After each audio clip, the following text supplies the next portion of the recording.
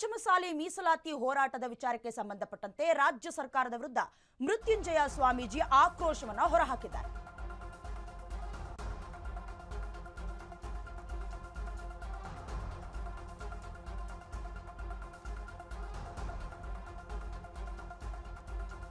ಇವರು ಹೋರಾಟದಲ್ಲಿ ನಮ್ಮ ಹೋರಾಟವನ್ನ ಹತ್ತಿಕ್ಕುವ ಪ್ರಯತ್ನ ನಡೆದಿದೆ ಅಂತ ಮೃತ್ಯುಂಜಯ ಸ್ವಾಮೀಜಿ ಆಕ್ರೋಶವನ್ನು ಹೊರಹಾಕಿದ್ದಾರೆ.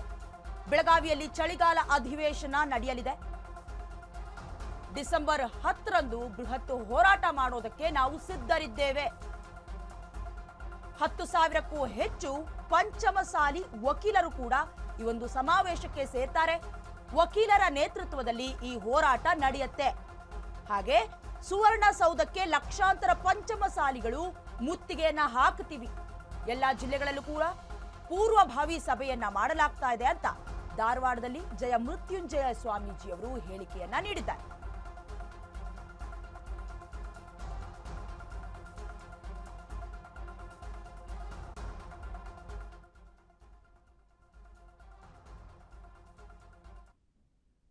ನೈತಿಕ ಶಕ್ತಿಯನ್ನು ಕುಗ್ಗಿಸುವ ಕೆಲಸ ಲಕ್ಷಾಂತರ ಪಂಚಮಸಾಲಿಗಳು ನಾವೆಲ್ಲರೂ ಕೂಡಿ ಸಾಮೂಹಿಕವಾಗಿರ್ತಕ್ಕಂಥ ವಿಧಾನಸೌಧಕ್ಕೆ ಮುತ್ತಿಗೆ ಹಾಕಿ ನಮಗೇನು ಸರ್ಕಾರ ಅಲಕ್ಷ್ಯ ಮಾಡಿದೆ, ನಿರ್ಲಕ್ಷ್ಯವಾಗಿ ಏನು ಕಾಣ್ತಾ ಇದೆ.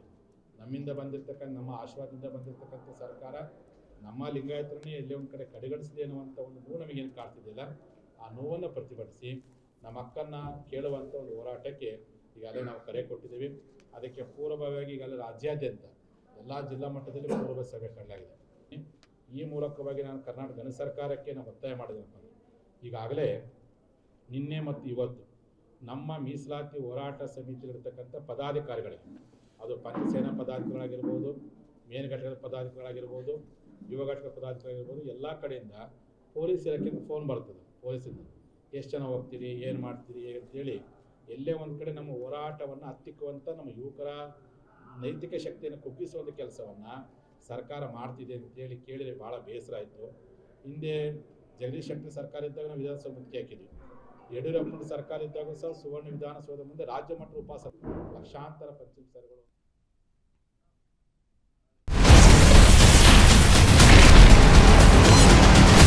Ashwavega English News. Coming soon. Your channel, your voice, your trust.